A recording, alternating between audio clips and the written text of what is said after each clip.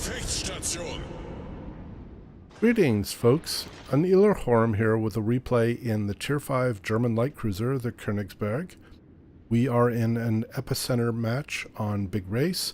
This is a Tier 4, Tier 5 battle, with each team bringing 2 aircraft carriers, 2 battleships, 5 cruisers, and 3 destroyers to the match. My ship build, as far as upgrades, are pretty typical for a cruiser. I do take the AA Modification 2 and the Slot 3 upgrade, even though the AA for the Königsberg and frankly most Tier 5 ships is pretty horrible, but I do want to give myself a little extra AA. And my commander skills are also pretty typical for a cruiser. I take the Direction Center for better spotting and better AA, again because the AA is pretty weak on this ship. And I take Expert Marksman because this is one of 2 German cruisers, the other being New York, that I feel needs to have the Expert Marksman skill because the turret traverse is otherwise pretty sluggish. Now, as far as replay observations, before we get to the gameplay, I usually try to avoid sort of showcasing seal clubbing matches because seal clubbing can be discouraging to new players, and showcasing them on replays can encourage other players to do seal clubbing or do more seal clubbing, and that's something that I don't want to encourage. However, based on how this match unfolded and where it went, this turned into more of a game where I really needed to employ my skills more than I sometimes do in these lower tier matches in order to help win and preserve the game. So this match kind of raised an interesting question for me about, the balance between seal clubbing and carrying, and I'll let you kind of make your own decision on what is fair or unfair or whatnot. But let's get to the gameplay. So I spawned as the most northeastern ship on our side. We were in the south spawn. On this map, I generally don't like being in that position because normally a big part of the opposing team that spawns on the north side, they tend to move east and you become almost immediate fodder for nearly half the team. So I tend to move south and try to use these islands that are on the east side of the cap for some cover and be able to limit the number of targets that can shoot at me. And right now, neither team really has obviously an advantage. One team has gotten a ship into the middle ring a little faster than we did and got part of it more quickly or earlier than we did. But nobody holds a cap at this point. Now, looking at the map, at the mini-map, I realized that the majority of the opposing team moved to the west side. And we had plenty of ships that were moving up on the east side, and I felt like there was a risk because we could see at least one destroyer one opposing destroyer on the west flank, and I was concerned that we would end up having a push from the opponents through that flank and could jeopardize our game. So I've decided to move a little more to the west to provide some support, and especially since we've got some ships, and there you just saw that a couple of our ships went down in very quick succession. We had some ships that were in the west flank that were basically outnumbered, and now we have lost 2 of them, although to be fair, we were able to get one of the opposing Clemsons out of the way as well. And there our Svetlana, which is in the northeast side of the map, was able to take out the opposing Nicholas. So we do have a lead. We have a ship advantage of 1 ship at this point, but I am still concerned about the push from the flank on the west side by the opposing team. There's a Yubari that's coming down here. We have a Mutsuki on our team that is kind of just waiting in ambush as each opposing player comes down the west side of the map. And now we have quite a few players on our team that have moved into the center of the cap to help try to take it, which is good. Our carrier, Lock 27 in the Bogue, he was able to get a very good strike on the Yubari and get the Yubari out of the match. And now we have an Orion and another Königsberg from the opposing team that are moving down the west flank. So I need to start turning away here because the Orion, whether he fires HE or AP, can wreck me pretty quickly. So I need to be in a position where I'm not too close to him. And we're now even on the ships. We are technically behind, but we've now secured the center of the cap and are starting to catch up.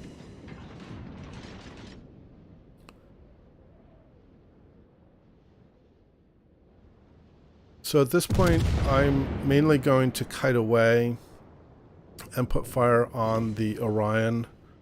I'm going to switch to HE here. I had AP loaded because I think I was kind of anticipating the Königsberg to come around a little sooner than he did, because he's been sailing more or less broadside to me, and AP can be very punishing on that cruiser, as I know well from sailing it quite a few times. In fact, I sent another AP salvo because I thought the Königsberg would come out here, and now he has come out. And I've sent my next AP salvo on him, although I don't think I get a very good hit on him. Oh no, in fact I get 2 shatters, which is really odd. So now I switch back to HE, and I'm just going to focus on the Orion, who's clearly now targeting me. He's actually firing AP. I have to be careful here because he can Citadel me pretty much from any angle, so I'm going to have to kind of do the waggle to try to avoid his shots at this point. He does get an overpen, but nothing too bad. So we have a ship deficit. We have fallen behind again point-wise, but we do hold the center circle, so that will definitely help. Now I've done 2 things here. I've asked the Mutsuki to fall back because he's way overextended. He clearly is detected. He really wanted to get that torpedo run on the Orion. I also did tell the team that the Orion had used damage control from one of the fires that I had set on him.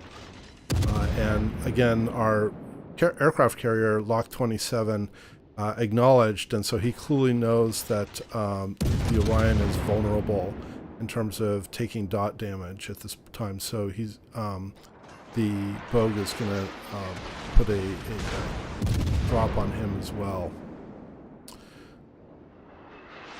Lock is able, I believe it was Lock in the Bogue that was able to get a torpedo hit on the Königsberg.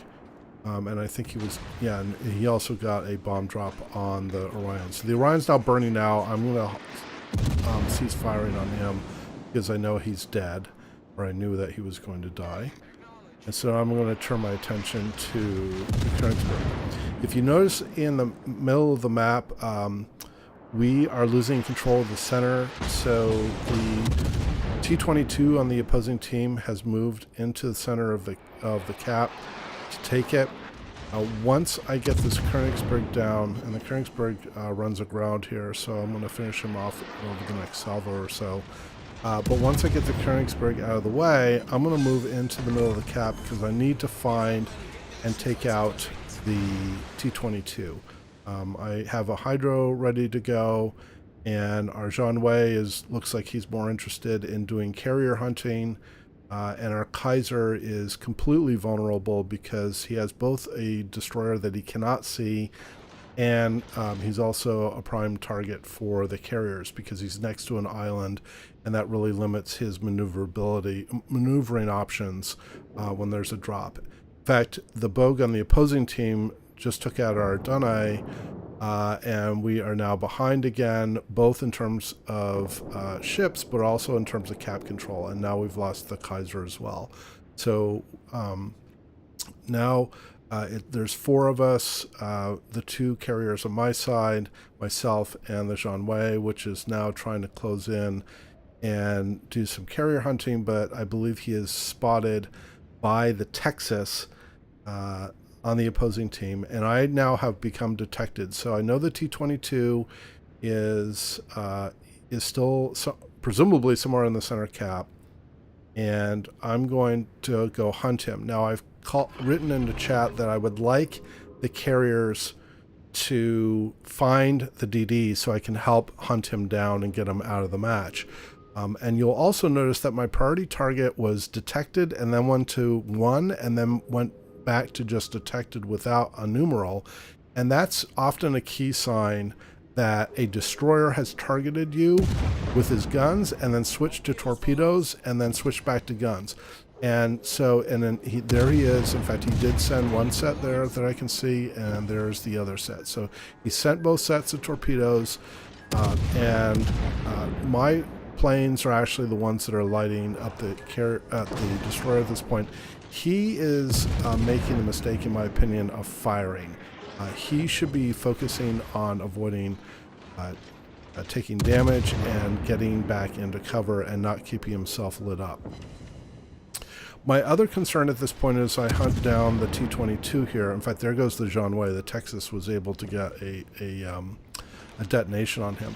My other concern as I'm chasing this T-22 is that the Texas basically can one-shot me. If he gets a good salvo and gets a couple of citadels, which he can do pretty much no matter what angle or profile I show to him, I will be taken out of the match very quickly. So that's my other concern at this point.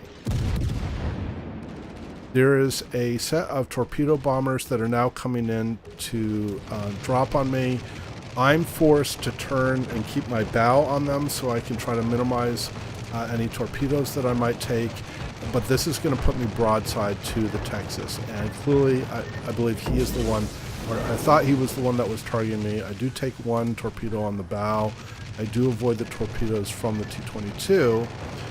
But again, Lac 27 and the Bogue saved my bacon here, and he was able to take out the Texas before the Texas fired on me. And so now I am free to continue to hunt the T-22 and get him out of the match. The carriers are doing a great job keeping the destroyer lit up. His engine is taken out, so I'm sending my shots a little bit short because I know that he's slower than he normally would be, but some of my shots here are a little bit suspect in terms of my accuracy. There I take out his engine again. He's probably like really frustrated. I have dive bombers come in, hit me, but they miss because I returned to try to be away, turn 90 degrees to them to avoid the drop. And I'm finally able to get the T-22 out of the match. We've now also secured the center circle and the middle circle, and we're securing the outer circle. There was an opposing Phoenix over here, and he is AFK, as luck would have it. And I actually think that this was probably a key reason that the opposing team was unable to carry a little harder than they probably could have. And we secure the outer ring.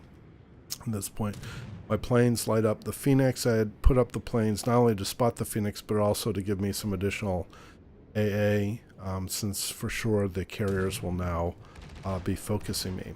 I spot Bogue, so I'm going to focus my attention on him first, and this is something that I recommend everyone does. If they see an AFK target, it generally is much more important to focus on the ships that are actually active and can damage you. There's another drop coming in. This time I brake and turn a little earlier than the previous drop, and so I'm able to avoid all the torpedoes at this point. I'm going to focus on the Bogue. Now, hindsight being 2020, one thing that I realized I should have done is I should have sent torpedoes on the Phoenix earlier, because those could have been on the way while I was working on the Bogue. I'm going to continue to fire AP here as he turns away, because this will actually improve my chances of getting regular pens and citadels as opposed to other pens, and there finish off the Bogue. Another drop from the carriers, but they didn't really do any damage. I'm close enough that even my secondaries are going off. At this point, my concern, part of the reason I focused on the Phoenix, now that I've just contradicted myself about focusing on active ships, was that I was a little bit concerned that if he woke up right in the middle as I was approaching him, that he might send torpedoes on me, so I did look to get him out of the way. I send one AP salvo here, but I get a lot of bounces, so even though the Langley is, you know, basically paper armor, my shells are not going to, AP shells are not going to consistently pen at this angle, so I switched to HE, and I'm going to keep up HE fire at this point. Our allied carriers are also dropping on him. I'm going to send one set of torpedoes slightly ahead with the expectation that the Langley is going to accelerate, although I realize that seems like an oxymoron to hear an accelerating Langley.